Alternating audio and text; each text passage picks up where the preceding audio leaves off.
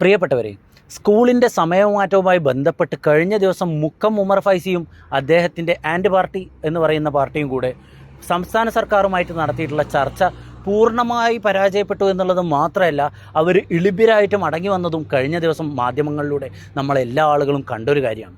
മുക്കവും കൂട്ടരും ഈ ഒരു ചർച്ചയിലൂടെ എന്താണ് നേടിയത്? മഹത്തായിട്ടുള്ള മഹാന്മാരുൾപ്പെട്ടിട്ടുണ്ടായിരുന്ന ഒരു സംഘടനയെ സമൂഹത്തിൻ്റെ ഇടയിൽ നാണം കെടുത്തി മാനം കെടുത്തി എന്നുള്ളതല്ലാത്ത എന്ത് നേട്ടമാണ് ഇന്നലത്തെ ദിവസം നിങ്ങൾ നേടിയത്? നിങ്ങൾക്ക് ഓർമ്മയുണ്ടോ, പണ്ട് വഖഫിൻ്റെ വിഷയം വന്ന കാലത്ത് മുസ്ലിം കോർഡിനേഷൻ കമ്മിറ്റി എന്ന് പറയുന്ന എല്ലാ വിഭാഗങ്ങളും ഉൾപ്പെടുന്ന മുസ്ലിംസ് ആയിട്ടുള്ള ആളുകളുടെ മുജാഹിദ് ജമാഅത്ത് അങ്ങനത്തെ എല്ലാ വിഭാഗത്തിൽപ്പെടുന്ന ആളുകളും കൂടെ കോർഡിനേഷൻ കമ്മിറ്റി തീരുമാനിച്ചൊരു കാര്യമായിരുന്നു, മിമ്പറിൽ വഖഫ് വിഷയവുമായി ബന്ധപ്പെട്ടുള്ള ചർച്ച ജുമാ ദിവസം ജുമാക്ക് ശേഷം പ്രസംഗമായി നടത്തണമെന്നുള്ളത്.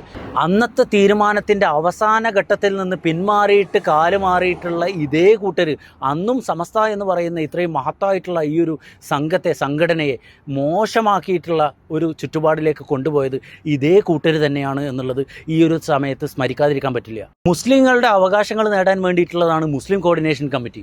അതിൽ നിന്ന് മാറി ഞങ്ങൾ ഒറ്റക്ക് മലമറിക്കാമെന്ന് പറഞ്ഞിട്ട്, ഞങ്ങൾക്ക് പിണറായിയുമായിട്ട് നേരിട്ട് ബന്ധങ്ങളുണ്ട് എന്ന് പറഞ്ഞിട്ട്, ഞങ്ങൾ നേടാനുള്ള നേട്ടങ്ങളൊക്കെ ഞങ്ങൾ ഒറ്റക്ക് കൊണ്ടുവന്ന് മറിക്കാമെന്ന് പറഞ്ഞിട്ട് പോയിട്ടുള്ള ആളുകൾ എന്ത് നേട്ടമാണ് നേടിയത് കൂട്ടരെ എന്നുള്ളത് ചോദിക്കണ്ടേ? ഇന്നലെ ശിവൻകുട്ടിയെ കാണാൻ പോയിട്ട് ചർച്ചയും നടത്തി ചായയും കുടിച്ച് ഷെയ്ക്കൻഡും കൊടുത്ത് നിങ്ങളുടെ കുശലാന്വേഷണങ്ങളും കഴിഞ്ഞിട്ട് തിരിച്ചു പോകുന്ന നിങ്ങളെ കൊണ്ടൊരു നേട്ടം നേടാൻ പറ്റിയിട്ടില്ല എന്നുള്ളത് കേരള സമൂഹത്തിന് മൊത്തം ബോധ്യമായി.